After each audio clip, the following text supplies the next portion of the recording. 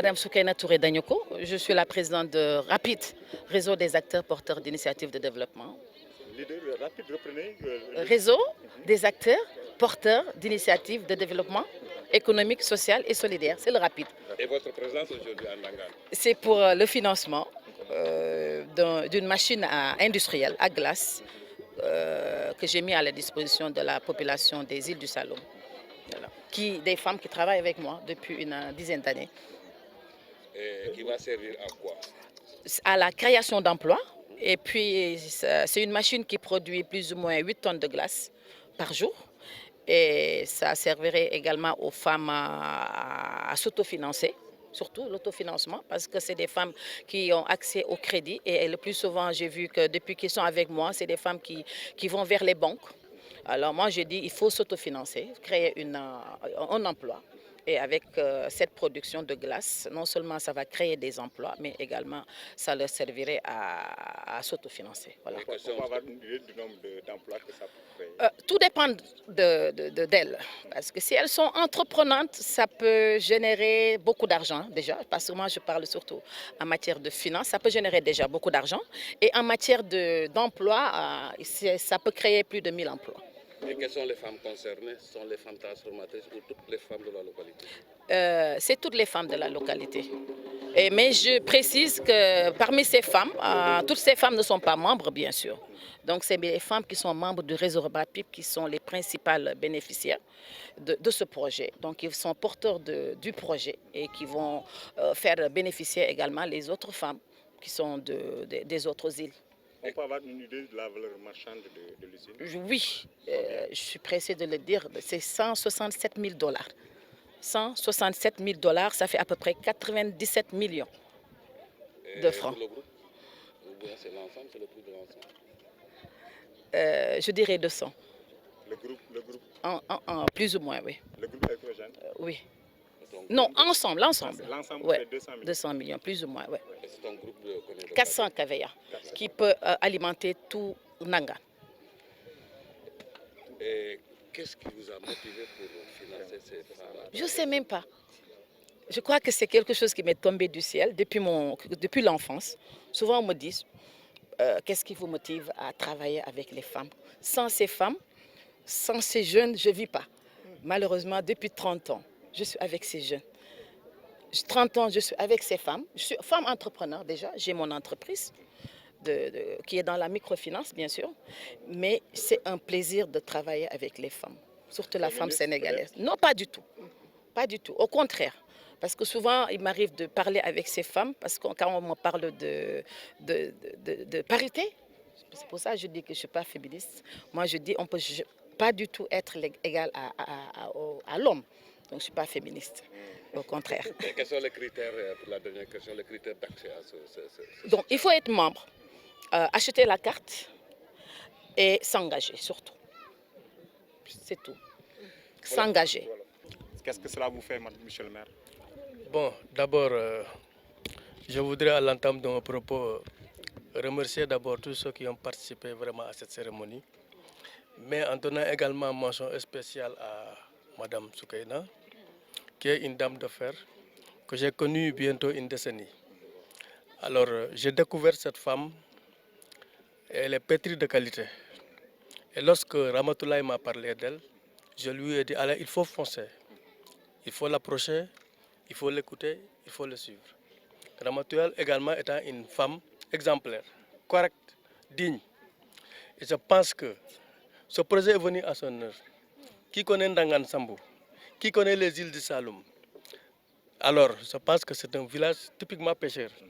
Les meilleurs pêcheurs également de la commune, de l'arrondissement sont de Ndangan. Donc, les amener une unité de glace, c'est quand même faire plaisir à l'ensemble des pêcheurs qui sont ici. Une usine qui fait 8 tonnes par jour, ça c'est déjà beaucoup. Les gens quittent ici pour aller jusqu'à Joal, pour s'approvisionner en glace. Des fois même parfois jusqu'à Mbour. Aujourd'hui, grâce à Soukaina, on bénéficie de cette usine. Ça c'est très important. En tout cas, moi je le remercie infiniment. Donc nous souhaitons également que cette collaboration soit vraiment une collaboration sérieuse et que les femmes c'est un consigne que je donne aux femmes. Approchez Soukaina. C'est une femme importante, regardante, mais sérieuse aussi. Et je pense que ça, c'est un lancement. Elle a parlé tout de suite elle a parlé de l'unité et du groupe électrogène. Elle a parlé de Jakarta. Ça veut dire qu'elle pense également aux jeunes. S'il y a de la glace, les jeunes qui vont amener de la glace dans les villages, avec des Jakarta, il y a donc la plus-value. Elle est venue pour augmenter également la plus-value au niveau de la commune. Donc vraiment, merci beaucoup vraiment à Soukaina. Et quel conseil donnez-vous aux femmes pour l'entretien et le suivi de ce matériel? Oui, je pense que, je l'ai dit tantôt, les femmes que je connais, les femmes qui m'ont mis à la tête de cette commune, c'est des braves femmes, honnêtes, sérieuses. Le conseil que je leur donnerai, c'est d'écouter Mme Touré, parce qu'elle a parlé tout de suite d'une formation. Quand tu finances des femmes, il faut d'abord les former. C'est les modèles de gestion. Et je pense qu'elle est dans cette phase. Un financement, c'est un financement, c'est à rembourser.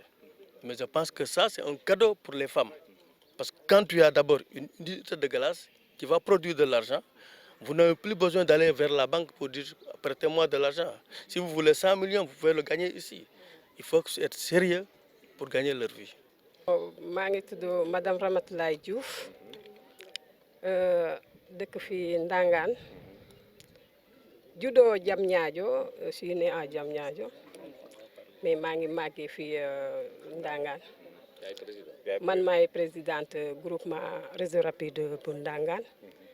Et man maay présidente association GIE bu groupement kii bi projet bi muy FANSE 10 femme entreprise sénégalaise des îles du Saloum. Entreprise bi GIE bi noonu la tudd muy Bassoul Ndangaan Thialane. jigéen ñëpp ci jariñu daal. waaw parce que dafa am boo nee île du Saloum da ngay boole ñëpp mais pour FANSE 10 bi nga xamante ne moom laa expliqué mu nekk Ndangaan Bassoul Thialane Dionewar Falia ñoo bokk projet bi nga xamante ne mooy projet groupe bi frigo glace bi nga xamante ne moom lañ ñu indi.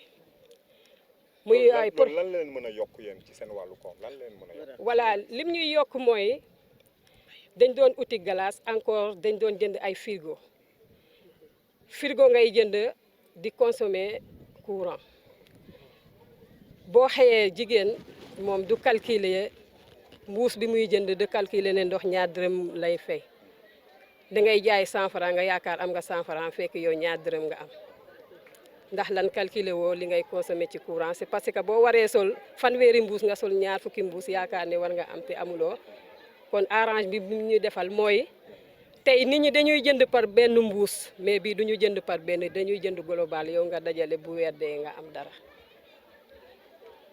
mais bu fekkee da ngay jaay da ngay may sa doom may dem ngente dem ceet te bii loolu moom du ci am. te bii loolu du ci am parce que par mois la bu weer dee ñu ne la lii nga liggéey lii nga génne lii nga dese la nga dese moom ngay seedoo say partenaire c'est un partenariat groupement association du partenariat la mooy ñun dañu partenaire ak madame Soukaina muy Rapid Ride ñun ñu nekk femme des îles du Saloum nekkul benn projet bu ñu financé que yow tey dañ la financé usine bi da ngay fay par mois dañu partenaire ñu ne lii la ñu liggéey dañu génnee li nga xamante ne mooy dépense ñu seddoo li nga xamante ne mooy suñu bénéfice avantage bi foofu la du une banque boo xamante ne def la xoj ci baat bu ñu ne tey la le 28 da ngay daw ba bu la ne bu say doom yi sàgganee doo fa fanaan le 29 da ngay fexe foo tukki jee Dakar